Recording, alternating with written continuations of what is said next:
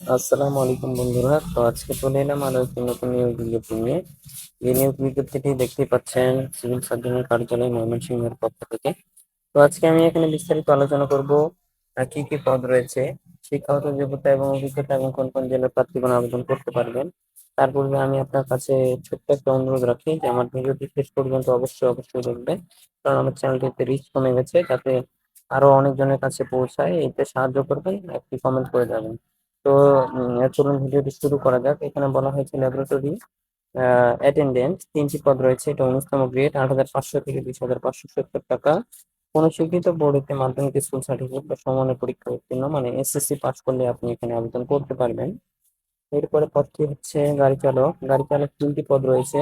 এটা 16তম গ্রেড। এখানে junior school certificate বা অষ্টম শ্রেণী পরীক্ষা উত্তীর্ণ হলে কিন্তু আপনি আবেদন করতে পারবেন। হালকা গাড়ি চালানোর বৈধ ড্রাইভিং লাইসেন্স কিন্তু থাকতে হবে। অভিজ্ঞ সম্পন্ন চালকদের অগ্রাধিকার দেওয়া হবে। স্বাস্থ্য সহকারী, সর্বাধিক এখানে 231টি পদ রয়েছে। এখানে বেতন গ্রেড 16,900 থেকে 22,490 টাকা। কোনো স্বীকৃত বোর্ড হতে উচ্চ মাধ্যমিক সার্টিফিকেট বা সমমানের পরীক্ষা উত্তীর্ণ হতে হবে, মানে এইচএসসি পাস করলে আপনি এখানে আবেদন করতে পারবেন। তারপর আমি আপনাকে একটা কথা বলে রাখি, এই স্বাস্থ্য সহকারী নিয়োগ, এই পরীক্ষা আমিও দিয়েছি। এই স্বাস্থ্য সহকারী সাধারণত ওয়ার্ড ভিত্তিক পদ ফাঁকা থাকে। তো এটা আপনারা কিন্তু জেনে নেবেন যে আপনাদের আপনি যে ওয়ার্ডে, যে ইউনিয়নে যে ওয়ার্ডে করেন সেই ওয়ার্ডে কতটি পদ রয়েছে, আপনার ওয়ার্ডে পদ ফাঁকা আছে কিনা, তবে সেই অনুযায়ী কিন্তু আবেদন করবেন।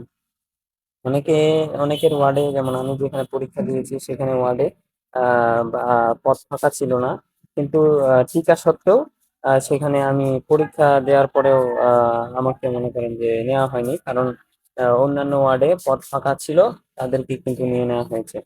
তো এইখানে একটি বিষয় খেয়াল রাখবেন যে আপনারা আপনাদের ইউনিয়নে কতজন নেওয়া হবে এবং আপনাদের ওয়ার্ড ভিত্তিক কতজন নেওয়া হবে, এটা কিন্তু আপনারা সিভিল সার্জনের কার্যালয়ের যে ওয়েবসাইট রয়েছে ময়মনসিংহ, সেখানে কিন্তু ঢুকে আপনারা দেখতে পারবেন।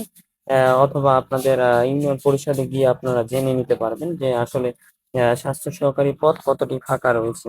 এই বিষয়টি কিন্তু অনেক গুরুত্বপূর্ণ। অনেকেই কিন্তু পরীক্ষা দিয়ে টিকে তারপরে কিন্তু নেওয়া হয় না। এখানে একটা জিনিস বলা হয়েছে যে আমি না বললে না, যে এখানে বলছে আহ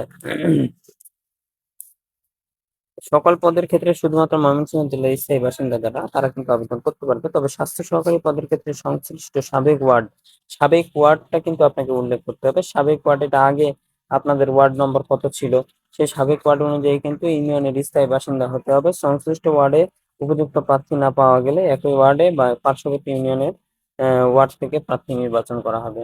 ধরুন যে আপনার আম, যদি আপনার ওয়ার্ডে যদি পদ ফাঁকা না থাকে এবং আপনার ক্যান্ডিডেট যদি না পাওয়া যায়, পদ ফাঁকা আছে কিন্তু ক্যান্ডিডেট কোনো নেই, তাহলে তারা পরবর্তী যে ইউনিয়ন রয়েছে সেই ইউনিয়ন থেকে প্রার্থী টেনে এখানে কিন্তু নিয়োগ দেবে। তো এই বিষয়টি জেনে রাখা অনেক গুরুত্বপূর্ণ। তো এইখানে 2 নম্বরে বলেছি স্বাস্থ্য সহকারী শূন্য পদের তালিকা সিভিল সার্জনের অফিস ময়মনসিংহ জেলা এবং ময়মনসিংহ জেলার সকল উপজেলা স্বাস্থ্য কমপ্লেক্সে পাওয়া যাবে, আপনার বিস্তারিত সেখানে পেয়ে যাবেন। এরপরে পদটি রয়েছে অফিস সহকারী কাম কম্পিউটার মুদ্রাক্ষরিক, 5টি পদ রয়েছে। এটা বেতন গ্রেড 16,900 থেকে 22,490 টাকা। এখানে কোনো স্বীকৃত বোর্ড হইতে অনন্য দ্বিতীয় বিভাগ বা সমানের সিজিপিতে উচ্চ মাধ্যমিক সার্টিফিকেট বা এইচএসসি সার্টিফিকেট থাকতে হবে, সমানের পরীক্ষা উত্তীর্ণ। কম্পিউটার চালানোর দক্ষতা, কম্পিউটার ব্যবহারের ক্ষেত্রে MS Word, Excel, PowerPoint, data entry কাজে সহায়তা থাকতে হবে। টাইপিং এ প্রতি মিনিটে বাংলায় অনন্য 20 শব্দ, ইংরেজিতে অনন্য 20 শব্দ এর গতি থাকতে হবে। এখানে স্টোর কিপার 12 জন নেওয়া হবে। এখানে স্টোর কিপারের 16তম গ্রেড দ্বিতীয় কোন শিক্ষিত বোর্ড হতে উচ্চ মাধ্যমিক সার্টিফিকেট বা সমানের পরীক্ষা উত্তীর্ণ হতে হবে। স্টোর কিপার যারা রয়েছে সরকারি বিধি অনুযায়ী জামানত প্রদান করতে হবে। পরিসংখ্যানবিদ 7 জন নেওয়া হবে। এখানে 14তম গ্রেড, এখানে 10,200 থেকে 24,680 টাকা। কোনো স্বীকৃত বিশ্ববিদ্যালয় হতে পরিসংখ্যান, গণিত বা অর্থনীতি বিষয়ে স্নাতক বা সমমানের ডিগ্রি, কম্পিউটার চালানোর দক্ষতা এবং অভিজ্ঞতা থাকতে হবে। যারা আগ্রহী প্রার্থী তারা অবশ্যই CSMYMENSINGH.টেলিটক.com.bd ওয়েবসাইটে যাবেন, গিয়ে কিন্তু আপনি অনলাইনে আবেদন করতে পারবেন। প্রার্থীর বয়সসীমা কিন্তু 18 থেকে 30 বছর, এবং যারা শারীরিক প্রতিবন্ধী, মুক্তিযোদ্ধার পুত্র কন্যা, তাদের ক্ষেত্রে 32 বছর। এবং এই আবেদনটি শুরু হবে, আহ এখানে কিন্তু শুরুর তারিখ এবং শেষের তারিখ বলে দেওয়া রয়েছে। 8/5/2024 সকাল 9টা এবং শেষ হবে 28/5/2024 বিকাল 5 ঘটিকায়। কিন্তু সীমিত সময়ের মধ্যে কিন্তু এটি শেষ হয়ে যাবে। তো যারা এখনো আবেদন করেনি তারা অবশ্যই পেড অফ ক্রিকেট স্কিমের মাধ্যমে পেমেন্ট সম্পন্ন করবেন এবং এই ওয়েবসাইটে গিয়ে আবেদন করবেন। সকলে যারা আমার